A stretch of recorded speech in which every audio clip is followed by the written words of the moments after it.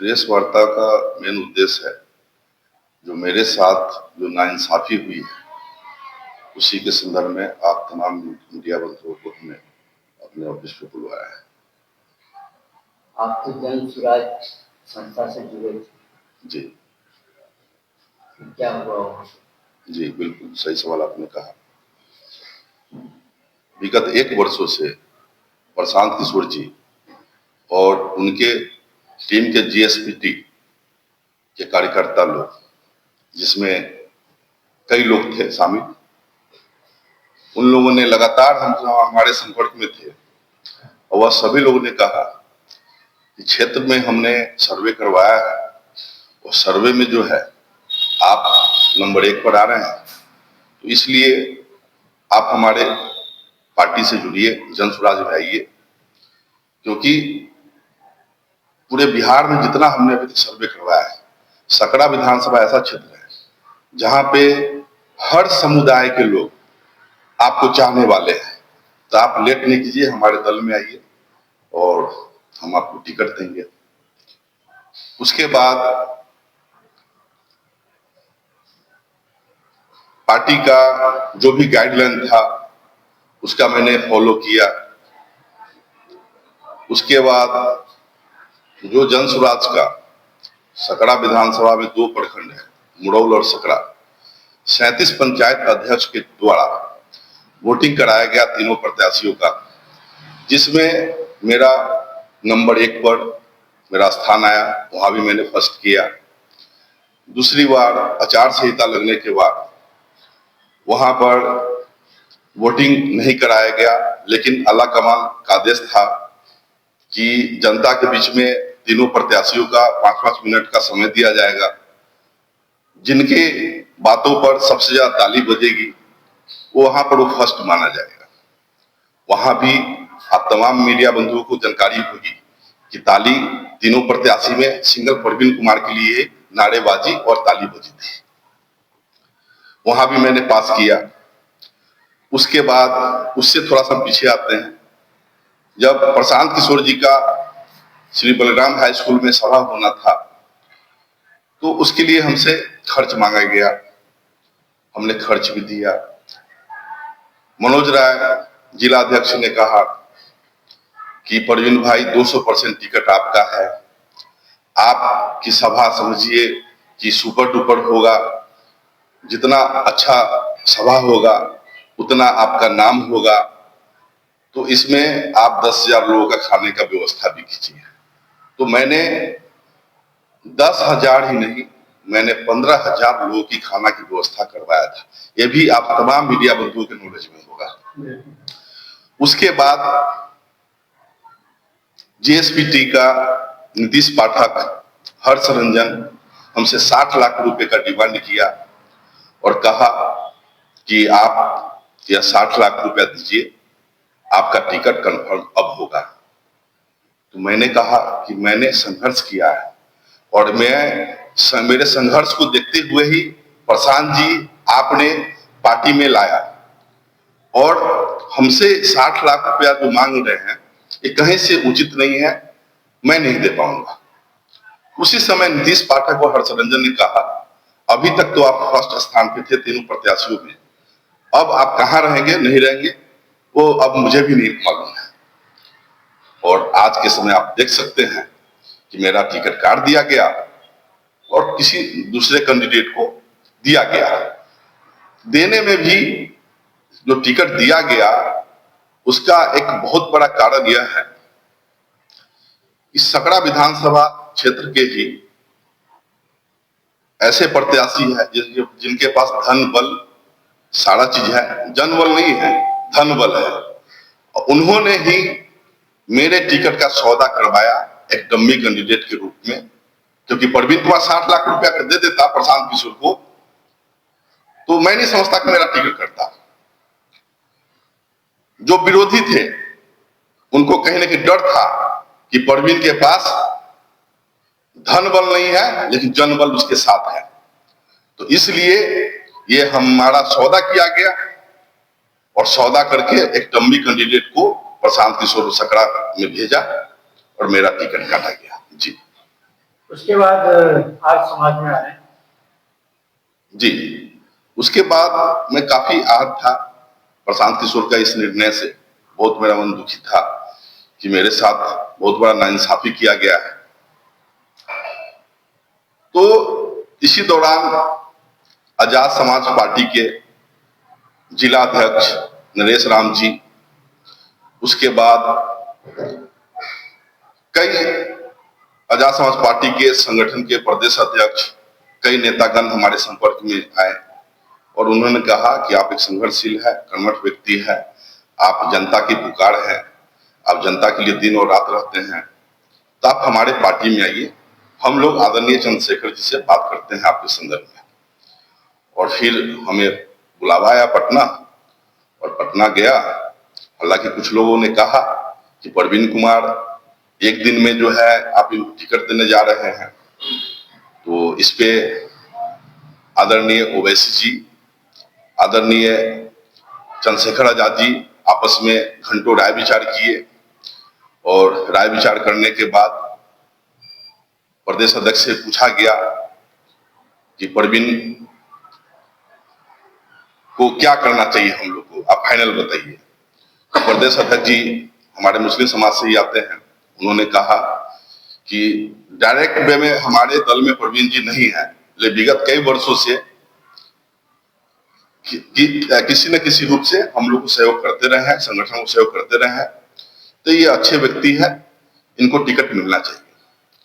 और आदरणीय ओवैसी जी और आदरणीय चंद्रशेखर आजाद जी के दोनों की कृपा हम पे हुई, और हमें रात की 9 बजे रात को चाणक्य होटल पटना में हमें निस्वार्थ रूप से मानवता इंसानियत के नाते मेरे स्ट्रगल को देखते हुए हमें दोनों ने विश्वास करके और हमें टिकट दी। नामांकन रद्द होने की समाचार मिल रही है। जी, यहाँ भी बहुत बड़ी साजिश मेरे साथ हुई है, बहुत बड़ी साजिश हुई है।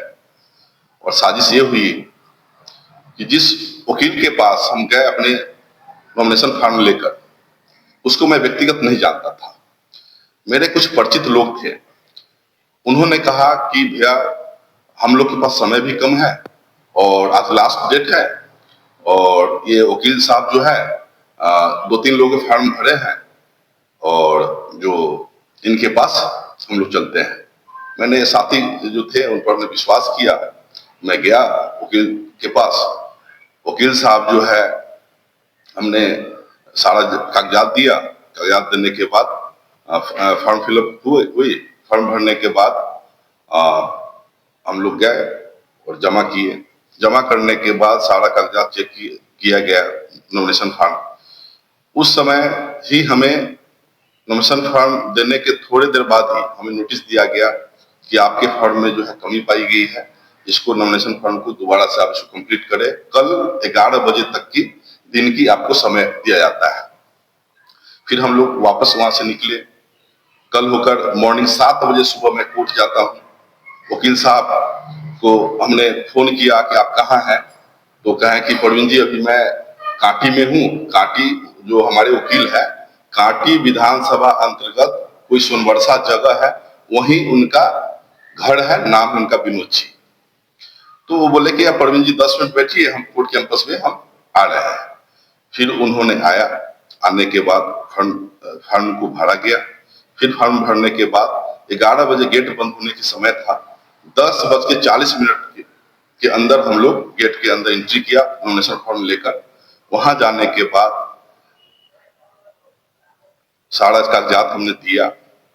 कागजात देने के बाद जो है उसमें पाया गया क्या, जो हमारा जो रद्द जो किया गया, वह पेज निकाले और कहा गया कि कल भी यह 3 खल आपका खाली था और आज भी यह 3 खल आपकी खाली है। आपको इसीलिए हम लोगों ने कल नोटिस दिया था, नोटिस देने के बावजूद भी आपने इस फॉर्म को सही से नहीं भरा, इसीलिए आपका नामांकन रद्द किया जाता है। जी, क्या लग रहा है इसके पीछे किसी का हाथ हुई है? बिल्कुल साजिश है। आप समझ सकते हैं, एक वकील सर्टिफाइड होता है, वो पढ़ा लिखा होता है, उसके पास डिग्री होता है। अगर उसको समझ में नहीं आया, उसके पास करीब 15 घंटे समय था। जब नॉमिनेशन फॉर्म जब फर्स्ट डे जब मैंने दिया और जिस समय नोटिस हमें मिला नॉमिनेशन फॉर्म में कमी होने के कारण, तो वकील के पास 15 घंटे का समय था। अगर उसको समझ में नहीं आ रहा था तो अपने कोई साथी वकील के से पूछ लेता और पूछकर उस चीज को उसको फॉर्म को भर सकता था, या हमको कह देता कि हमारे बस की ये काम नहीं है, आप किसी और वकील को पकड़ लीजिए। भाई साहब, हमारे पास 15 घंटे का समय था, हम 15 घंटे में हम 1500 वकील व्यवस्था कर लेते हैं, लेकिन यहाँ मेरे साथ छल किया गया है, साजिश किया गया है। यह कंप्लीट है, इस साजिश के तहत मेरा नामांकन रद्द करा गया है, वकील इसमें भी किया है। क्या लग रहा है विपक्षियों द्वारा कहीं वकील जीत तो नहीं है? बिल्कुल हो सकता है। शुरू से लेकर अभी तक जितनी बातें आप लोगों के समक्ष हमने रखा है, आप देख सकते हैं। आप बात मिला लीजिए कि हमारे साथ शुरू से ही नाइंसाफी हुआ है, साजिश के तहत हर जगह से हमको लोग डाउन करते रहे हैं। लेकिन मैं सभी विरोधियों को कहना चाहूंगा, जो भी सकरा विधानसभा के प्रत्याशी के रूप में प्रवीण कुमार के विरोधी है, मैं वो सभी को कहना चाहूंगा, प्रवीण कुमार धनबल वाला नहीं है, जनबल वाला है। मैं विगत 10-15 वर्षों से सिर्फ सकरा ही नहीं, मैंने देश के दर्जनों राज्य में लोगों को सेवा किया है, और यह सेवा करने से किसी का क्षमता नहीं है कि प्रवीण कुमार को रोक देगा। मेरी अंतिम सांस तक, मैं अपने अंतिम सांस तक मैं लोगों को सेवा किया है और सेवा में करता रहूंगा। आगे आपकी रणनीति क्या रहेगी? रणनीति क्लियर है। जो सकरा विधानसभा के जो महान जनता मालिक है, जो हम पे विश्वास करते हैं, उन्हीं की बदौलत प्रवीण कुमार हौसला जाहिर किया और जाकर ओवैसी जी के साथ और आजाद समाज पार्टी के जो सूत्रधार हैं चंद्रशेखर जी के दल में जाकर मैं टिकट लेकर आया था। आगे भी पार्टी में बने रहेंगे आप? जी आगे भी पार्टी में बने रहेंगे आजाद समाज पार्टी? बिल्कुल, अभी हम हैं, दल में हैं, आगे भी रहेंगे। जो व्यक्ति हमें, जब जिस समय प्रवीण कुमार को सब लात मार दिया, पैसे इस्तेमाल करा दिया, मेरा चेहरा इस्तेमाल करा दिया, मेरे लोग इस्तेमाल कर दिया, और उसके बाद मैं कभी नहीं सोच सकता कि मैं वो ऐसे लोगों के साथ जाऊंगा। प्रशांत किशोर अगर है तो सबसे बड़ा भ्रष्ट है। प्रशांत किशोर से बड़ा कोई भ्रष्ट नहीं हो सकता है। आज प्रवीण को इस हालत में लाया है, वह देन है, उसका नाम है प्रशांत किशोर। प्रशांत किशोर की वजह से आज प्रवीण परेशान है। लेकिन चलिए, ये कोई बड़ी बात नहीं। मेरा तो शुरू से सोच था कि मैं राजनीतिक में नहीं आऊंगा, एक समाज सेवक के रूप में काम करूंगा। एक बात और भी बड़ी सवाल है, प्रशांत किशोर मुजफ्फरपुर के जितने भी 11 विधानसभा में सभी कैंडिडेट के साथ छल किए। बिल्कुल क्लियर है।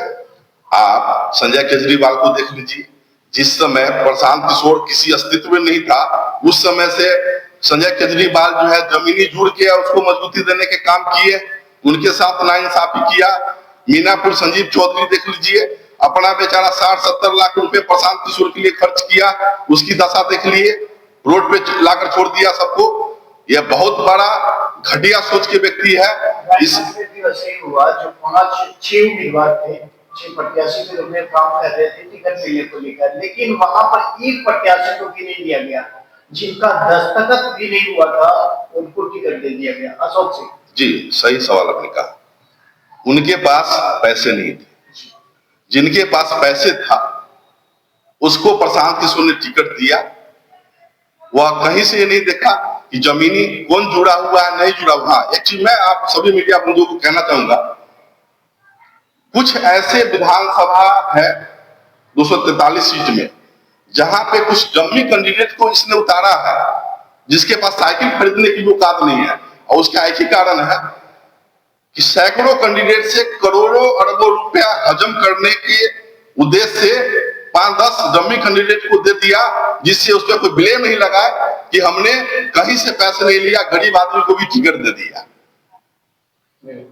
नॉमिनेशन रद्द हो गया, आगे की रणनीति क्या रहेगी, क्योंकि जनता अभी भी आस में है?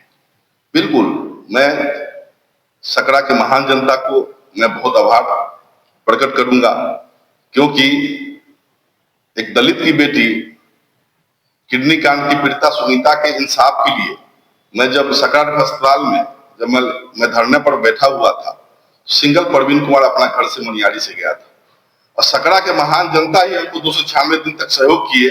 और सक्सेस किए, और ये नीतीश कुमार टेढ़े मुख्यमंत्री को झुकाने के काम किया। ये सकरा की महान जनता की ताकत है, मैं उनकी विश्वास कभी नहीं टूटने दूंगा। उनका जो आदेश होगा, परवीन कुमार अपने मरते दम तक को पूरा करने